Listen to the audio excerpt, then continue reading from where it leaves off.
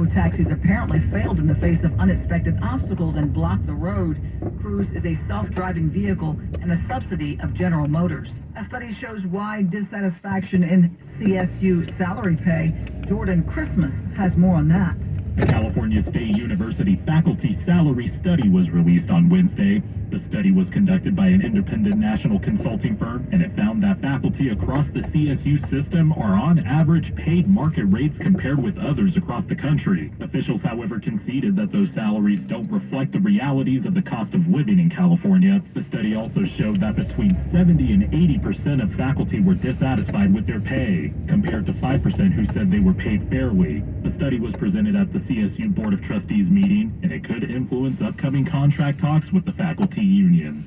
Jordan Christmas, NBC News Radio. And the California State Senate is approving Governor Gavin Newsom's gasoline price gouging penalty. On a vote 30-8, the Senate is giving the thumbs up to a plan to create a state watchdog, the California Energy Commission. The group would have access to oil company data to determine if prices are artificially high or could penalize refiners for price manipulations. Lawmakers could decide how to spend the fine money, possibly to refund drivers. The bill now moves to the Assembly, which will likely hear it next week. Gosh, that guy gets